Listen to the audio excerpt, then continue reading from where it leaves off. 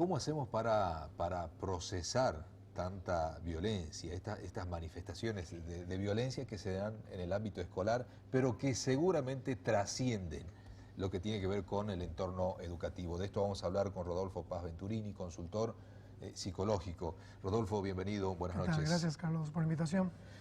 Bueno, ¿cómo interpretamos lo que está pasando?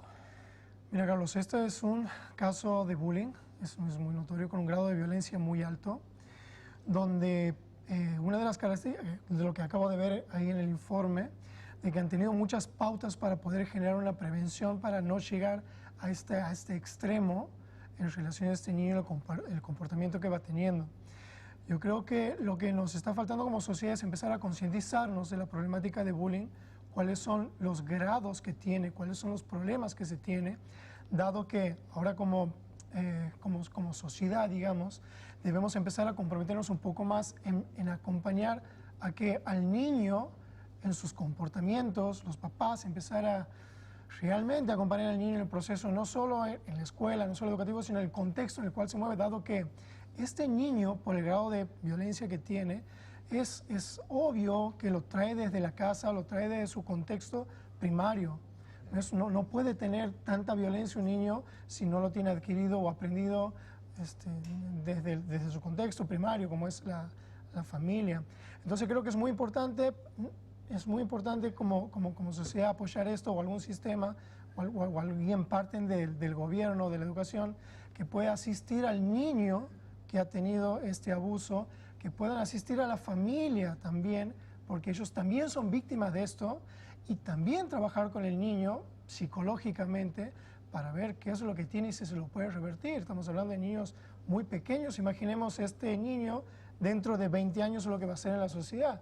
¿Qué es lo que estamos construyendo de futuro con estos niños? Creo que es algo muy triste lo que se ha visto, muy triste, y como sociedad debemos tomar conciencia y empezar a comprometernos con responsabilidad en esta temática. Claro, en este caso, por haber afectado la integridad sexual del niño, es un caso grave, extremo de bullying, ¿no? Es un caso extremo de bullying, es un caso ya extremo.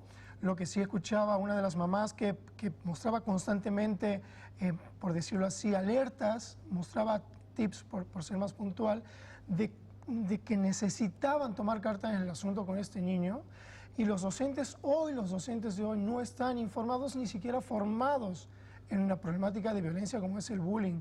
Yo creo que es muy importante que los docentes empiecen a tomar contacto con esto, se empiecen a capacitar con responsabilidad, porque en Santiago del Estero tenemos un color amarillo en la temática de lo que es bullying. Se está viendo en el interior personas que se están suicidando, niños que se suicidan, adolescentes que se suicidan por casos como este y un poco menores, pero debemos empezar a tomar conciencia de la problemática que es el bullying en Santiago del Estero. Bien, y después hay otro tipo de manifestaciones, ¿no? También de este tipo de ataques, esto de rotular, por ejemplo, una mamá que decía, a mi hija la viven agrediendo por su gordura, por su... El punto es el acoso, acosar constantemente por las diferencias. Por las diferencias.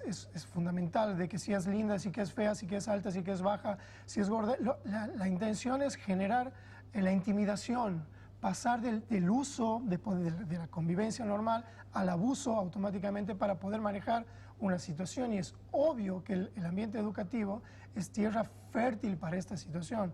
Entonces, que mejor como adultos empezar a frenar, empezar a acomodar, empezar a formar a estos niños en contra de la violencia. Bien. ¿Sí? Me decías, tengo entendido que hay un trabajo de campo, tienes un trabajo de campo realizado fundamentalmente en el interior. En el interior he estado trabajando en el Monte Quemado, he mandado en Ayatuya, hemos andado, y realmente, como te decía recién, ha sido bastante sorprendente. Realmente me ha sorprendido ver tantos casos de bullying en el interior, que uno dice, bueno, realmente en el interior no debería pasar tanto, realmente pasa en las ciudades o dentro de un contexto social. No determina el bullying el contexto social, pasa en cualquier nivel social. Aquí también lo estamos viendo en la ciudad bastante, simplemente disfrazado por algunas autoridades que no quieren reconocer esta problemática para no sentirse intimidados en la institución. Debemos aceptar, si tenemos en la institución el bullying, para empezar a trabajarlo. Si no aceptamos, no hay maneras de empezar a tomar medidas preventivas al respecto, que es fundamental.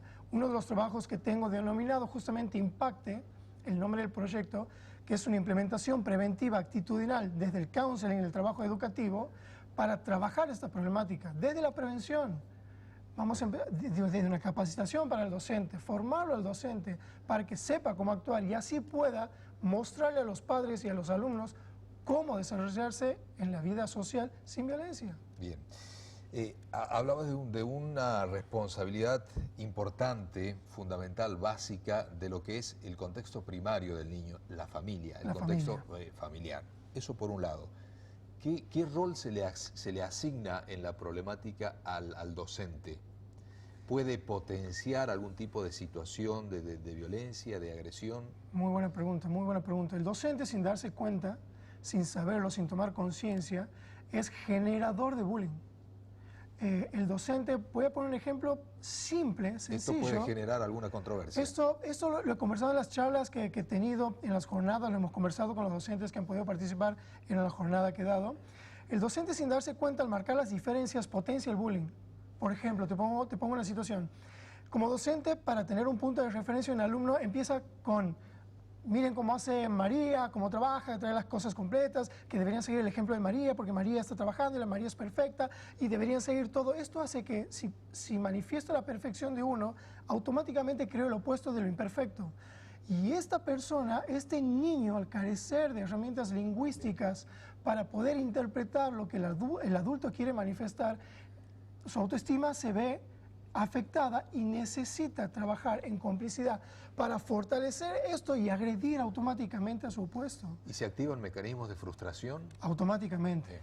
Es automático, es Bien. automático. Después el niño... ¿Esa frustración se traduce en violencia? Automáticamente se traduce en violencia. Bien. O sea, el bullying, o sea, una mala intervención del adulto, tanto docente como familiar, es uno de la base prácticamente que potencia el bullying. La mala intervención de los adultos, la falta de responsabilidad en esto. Bien, y lo preocupante es que si hacemos una proyección de aquí a 2 o 3 años, ¿la situación puede agravarse? ¿Con qué nos encontramos? ¿Cuál es el formato de sociedad que queremos formar, que queremos llevar? ¿A dónde queremos ir? Imagínense que esto se ha puesto a la luz, este caso, pero hay muchos casos similares que la mamá no ha ido a denunciarlo. Hay muchos abusos que la mamá no va a denunciarlo por miedo, por el que dirán, por el vecino que le puede decir algo al hijo o porque se pueden complotar. O sea, hay muchos casos de estos que no se han puesto a luz. Esperemos que con esta situación, que lo han podido hacer la denuncia, lo han podido filmar, lo han podido poner en los medios, empecemos a tomar contacto con esto y responsabilidad por sobre todo, tanto de las instituciones como de la sociedad. Bien, Rodolfo Paz Venturini, muchas gracias. No, muchísimas gracias a vos por la invitación. Muchísimas gracias. Gracias.